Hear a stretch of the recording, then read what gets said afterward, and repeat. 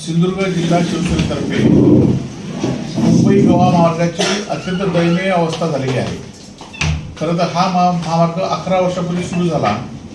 सिंधुदुर्ग जिल्ह्यातील हा रस्ता पूर्ण झाला, परंतु 11 वर्षातच ह्या सिंधुदुर्ग जिल्ह्यातील रस्त्याला खड्डे पडलेले आहेत। अनेक ठिकाणी रस्त्याची दुरवस्था झालेली आहे, अनेक ठिकाणी अपघात होत आहेत। त्याचबरोबर ज्या कारणासाठी हा रस्ता मुंबई गोवा महामार्ग म्हणून झाला होता, तो अजूनही खरं तर गेल्या वेळी रवींद्र चव्हाण बांधकाम मंत्री त्यांनी सांगितलं की गेल्या गणपतीला हा रस्ता पूर्ण होईल म्हणून, परंतु वास्तवामध्ये हा रस्ता पूर्ण झाला नाही आणि अजूनही 1 वर्ष पूर्ण होण्याची वस्तुस्थिती या रस्त्याची आहे।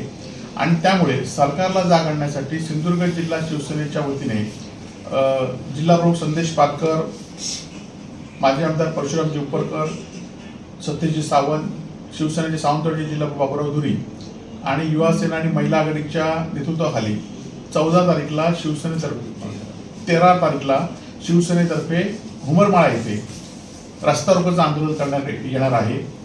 खरं तर हा रस्ता होण्यासाठी नितीन गडकरींनी खरं तर बाकी संपूर्ण देशामध्ये नितीन गडकरींनी अनेक रस्ते केले, परंतु हा रस्ता होऊ शकला नाही।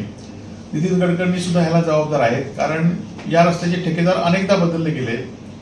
जे ठेकेदार होते त्यांनी सुद्धा निकृष्ट काम केल्यामुळे हे रस्ते अनेक ठिकाणी आता पण रस्त्याची पडझड होते किंवा खचत आहेत। आणि त्यामुळे सरकारला, केंद्र आणि राज्य सरकारला जाग येण्यासाठी मुंबईतील चाकरमानी दरवर्षी येतात, दरवर्षीप्रमाणे यावर्षी त्यांना त्रास होणार आहे आणि त्यामुळे सरकारला जाग येण्यासाठी, लोकांमध्ये जागृती होण्यासाठी सिंधुदुर्ग जिल्हा शिवसेनेच्या वतीने हे आंदोलन 13 तारीखला हुमरमाळा येथे होणार आहे।